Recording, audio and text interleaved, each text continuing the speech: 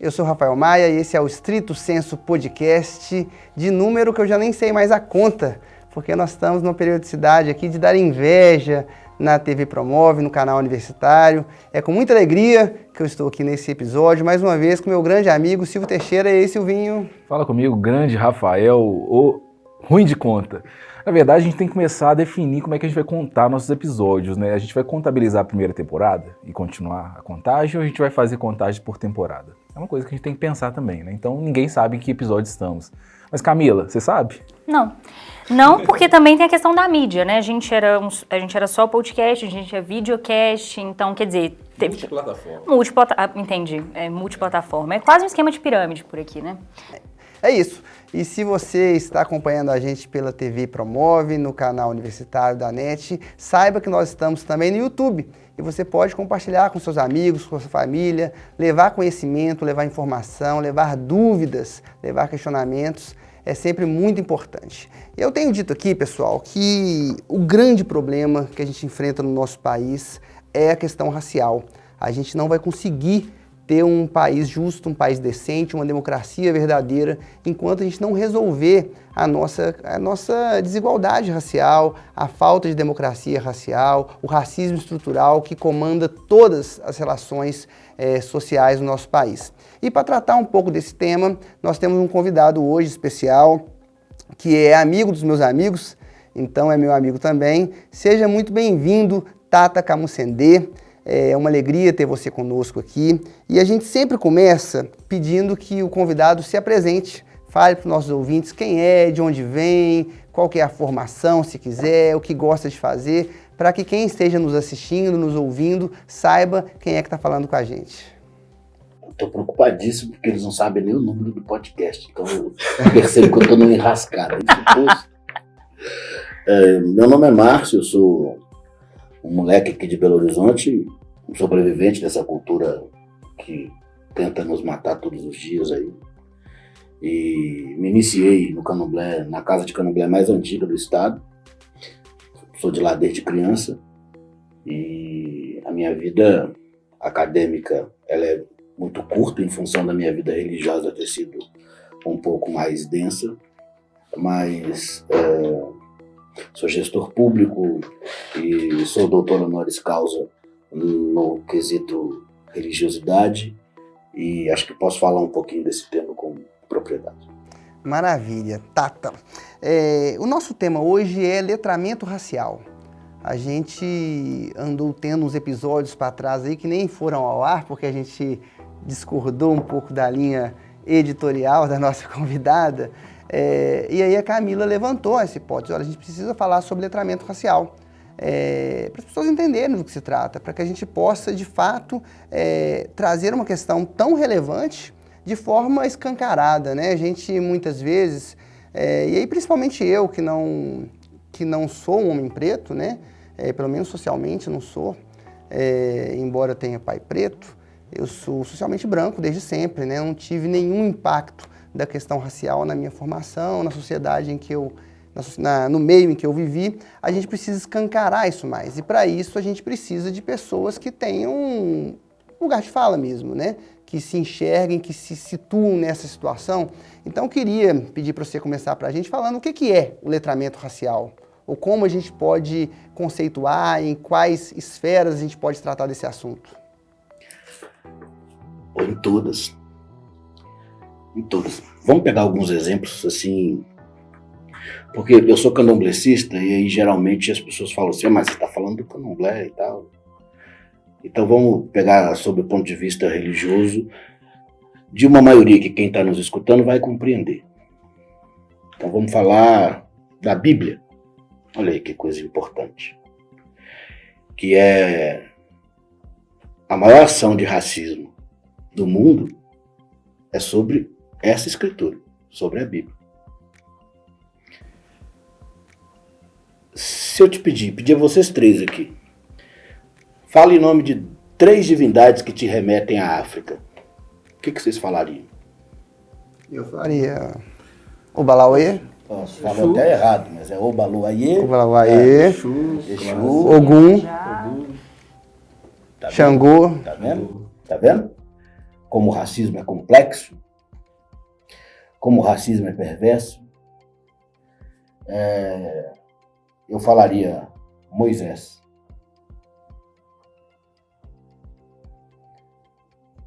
Moisés era negão e africano. O livro de Êxodo é passado no Egito. Diferentemente dos filmes que mostram, o Egito não é na Europa. O Egito é na África. E o livro de Êxodo é um dos livros mais importantes da humanidade, porque ele é a primeira vez que se escreve a aparição de Deus. O livro de Êxodo é onde Deus aparece para Moisés e diz para Moisés como será a regra do jogo. E ninguém conta que Deus quis aparecer para um negão. Tá todo mundo meio chocado aqui, tá olhando a cara desses assustados aqui para mim. Mas é um chocado o racismo não permite isso. Uhum. O choque, na verdade, é como a gente não... A gente não para pensar, porque o racismo ele é tão maldito e ele trabalha com uma sutileza tão absurda que isso não é considerado racismo. Se um moleque na escola pública, lá de Ribeirão das Neves, aprende que quando o que ele tem de mais divino no mundo, quando ele quis falar para um homem, ele quis falar para um menino preto igual ele, o senso de autoestima desse moleque seria outro. E eu nem estou falando da minha religião, estou falando de uma religião praticada pela maioria das pessoas hoje, nesse país. Mas o racismo é perverso a esse ponto. Massacra a esse ponto. E anula a esse ponto. Contar que essa história é uma história preta choca quem está ouvindo. Parece que eu estou contando aqui um segredo da humanidade. Começando assim, só para vocês entenderem como o racismo é cruel. Sim. Para uma religião que está aí na crista da onda nesse país, desde que esse país se entende como gente, que é o cristianismo, o racismo faz isso. E para mim, você acha que ele faz o quê? Mata. É isso. Acho que a gente começou bem. Assim, peraí, deixa eu dar um F5 aqui. Eu acho, uma das motivações, professora, a gente tem que trazer, a gente sempre traz esse tema da racialidade, do racismo aqui de uma forma atravessada nos programas, e algumas experiências a gente vê que a gente não dá, né, às vezes a necessária discussão. Então por isso que a gente falou assim, não, vamos fazer e vamos trazer alguém para falar. Eu acho que realmente a gente começou muito bem. E aí, hoje eu estava até refolheando o livro da Djamila, né, o Pequeno Manual Antirracista, e eu achei muito interessante, você trouxe a questão da autoestima, né, então se você fala que uma das maiores, né, talvez, no Ocidente, né, a religião mais preponderante, ela é uma história preta, isso traz uma outra perspectiva, você tira da marginalidade uma cultura, uma etnia e coloca no protagonismo. E aí, eu fiquei pensando que é essa questão de reolhar, né? Reolhar a história, porque a gente olha para a pessoa preta, para a pessoa negra, a forma como ela é retratada na nossa história brasileira é só pelo viés da escravidão, né? A gente nunca trata com o viés do protagonismo do que veio antes também. Isso faz parte de recuperar, quando a gente pensa na cultura afro-brasileira, a gente tem que valorizar também o que é anterior a isso, porque a gente olha para a cultura audiovisual. O que a gente tem? A gente tem, quando o ator negro ele não está tipicamente num lugar de marginalidade ou de doméstico ou gato pingado de protagonismo, a maior quantidade de atores pretos que a gente tem na televisão é quando a gente fala de escravidão. Como que a gente pensa em recontar a história do ponto de vista do protagonismo e do letramento racial? É porque eu sou de uma religião ancestral, né? Então a gente cultua a ancestralidade. Então eu sei qual eram os hábitos dos meus ancestrais. O que acontece é que a maioria das religiões não cultua a ancestralidade, inclusive o cristianismo, que é um erro gravíssimo. Porque Jesus Cristo não era cristão, né? Jesus Cristo era judeu.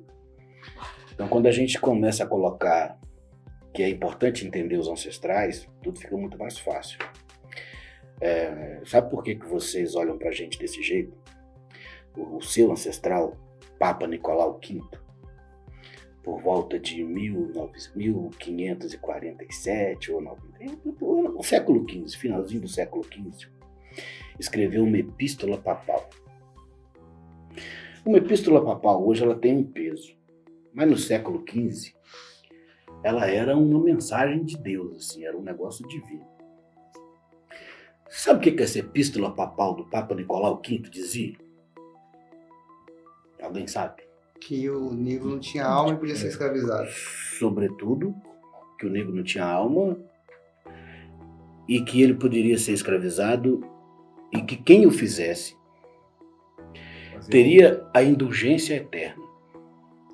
Indulgência eterna é um negócio perigoso demais, porque é um termo para a época, para hoje pode parecer uma bobagem, mas indulgência é um perdão que é divino, é um perdão para além do perdão, né? Você está liberto. Exatamente isso, é uma liberação para o pecado.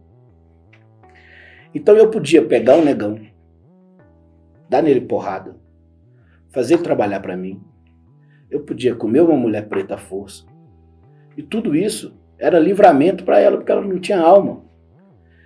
Era a mesma coisa de eu quebrar aquela cadeira. E o que acontece é que essa turma continua fazendo a mesma coisa até hoje. Não tem um negão protagonista, porque os seus ancestrais disseram que esse protagonismo não existia.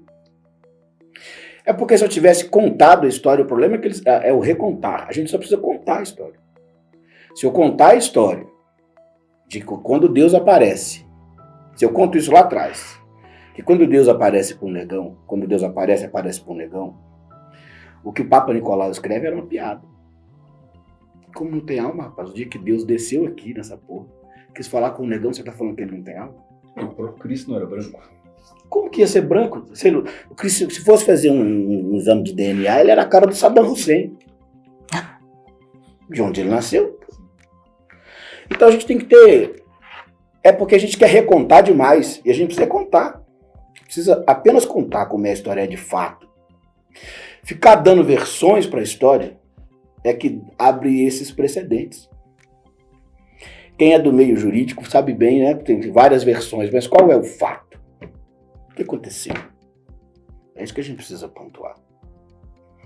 E acontecem coisas ao longo desses anos todos de Brasil que nos colocam na situação que estamos hoje. Por exemplo, é um absurdo, foi matéria do Supremo Tribunal Federal, eu fiz até uma defesa na Câmara que se somou à defesa que foi ao Supremo. Colaborei, né, na defesa.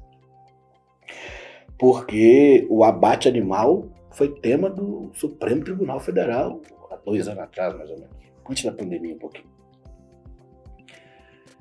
E esse país é tão cretino que o país que mais mata animal para o sentido religioso é o Brasil. Vocês sabiam disso? E qual religião que consome esse animal morto para o quesito religioso? Quem vocês acham que mais consome? Não sei. O candomblé na cabeça de todo mundo, né? Com aquele bode que eles matam, aquelas galinhas. O pessoal do candomblé é terrível, mas não é. O abate halal, já ouviram falar no abate halal? É uma prática de abate muçulmana. O muçulmano só pode comer ave se ela for morta da forma do abate halal. Carne de boi. Se o boi for morto, da técnica halal. Entra no site da Associação Brasileira de Proteína Animal e tem lá como fazer aquela matança. Uma coisa dessa do judaísmo também, não tem? Umas coisas assim? Mas o halal é do islamismo, é uma outra religião. Eles são parentes territoriais, mas tem um outro método de sacrifício. O comércio internacional. Eu estou dizendo do comércio. Precisa ser Entendi. Da forma como eles irão E aí consumir. o que acontece? A JBS é a empresa que mais contrata funcionário muçulmano na América Latina. Porque só o muçulmano pode fazer um abate para o outro muçulmano comer a carne. Mas ninguém fala, sabe por quê? Porque a JBS é das empresas alimentícias que mais arrecada nesse país. E o Estado é gigolô do arrecadamento, né? Da arrecadação. É assim que funciona. A Sadia faz a mesma coisa. É o maior exportador de ave do mundo para o mercado muçulmano, para o mundo árabe. Porque tem abate halal. O peru de Natal é uma ave morta para uma cerimônia religiosa. Ou não é o nascimento de Cristo que é comemorado naquele dia que aquele peruzinho morre? Mas sabe por que o problema é a galinha que morre no candomblé? Porque quem mata é o negão. Esse é o ponto, a gente precisa contar as histórias. E parar de querer recontar, sabe? Porque recontar fica colocando... É uma emenda boba. Tal, né? A história pode ser dita. Esse país... Sabe por que não pode proibir a matança animal no Brasil? Porque o Estado vai parar de arrecadar, pô. É só por isso. E a defesa lá no Supremo foi essa, acabou.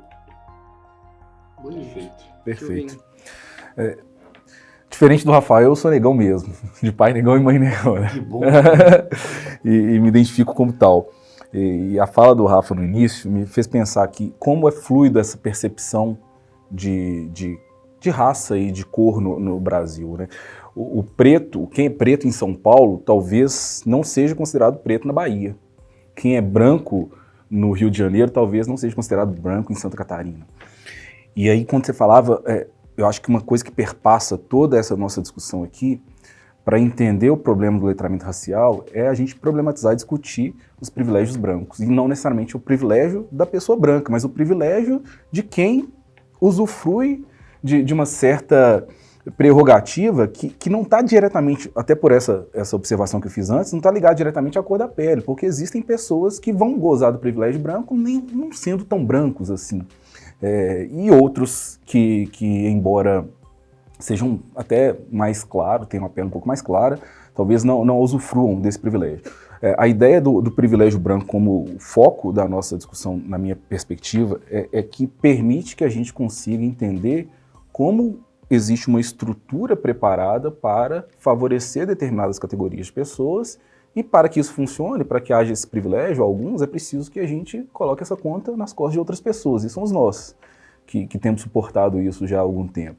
Então, eu queria só que você trouxesse sua percepção sobre o privilégio branco enquanto um problema a ser combatido para que a gente consiga avançar para essa democracia racial. Isso já está colocado.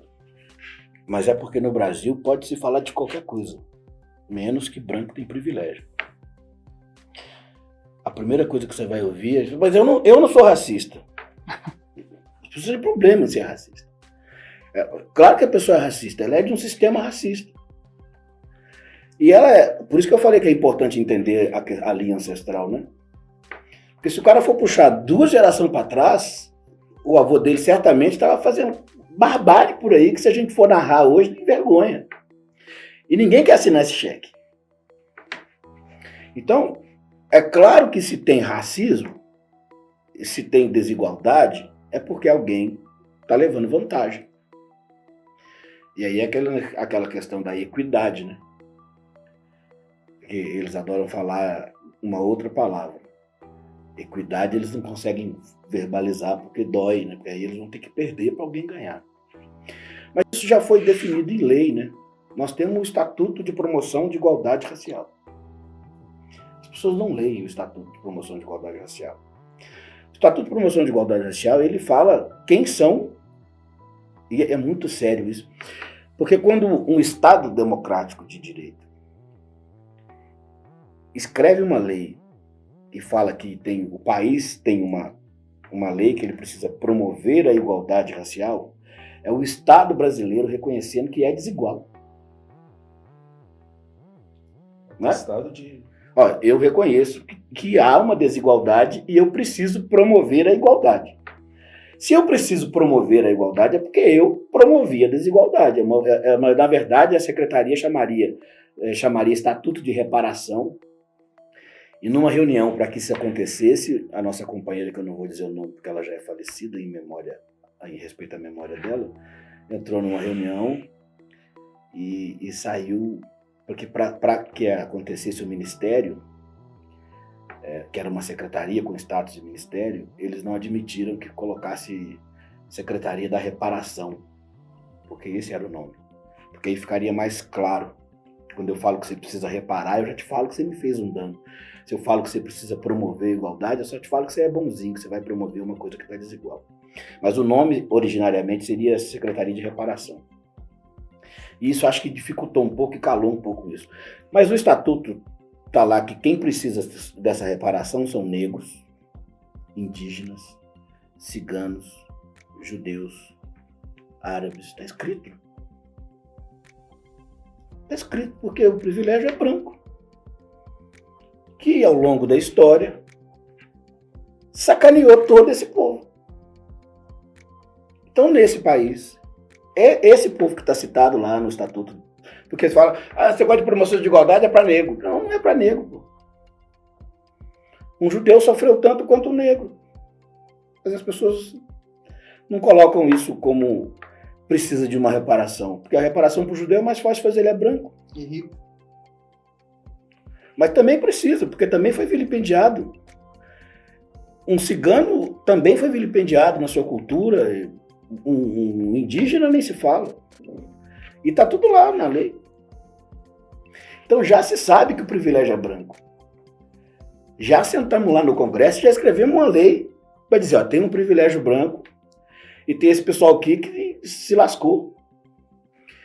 A gente precisa assinar o cheque. Nessa hora levantou todo mundo e ficou a gente lá. E estamos esperando quem vem assinar esse cheque até hoje. Porque o cara que olha no espelho e arruma a gravata para trabalhar, ele não se compreende pagador dessa dívida. E esse é o problema. Se eu não reconheço a dívida, eu não pago. As pessoas precisam entender o que aconteceu nesse país. O processo escravocrata não era turismo, não, pô. Era sequestro. Era trabalho forçado, era genocídio, era tudo que todo mundo branco hoje sai pra rua, pra Praça da Estação e fica lá gritando que não pode acontecer, pô. E volta pra casa e dorme no apartamento lá na Praça da Liberdade, construído com as pedras arrancadas da pedreira para do Lopes aqui, a título de trabalho o quê? Sabe? Precisa entender qual é o jogo que a gente está jogando. Massa. Eu já indiquei nesse podcast aqui o livro Torturado, né, do Itamar Vieira Lima, como uma das minhas dicas culturais.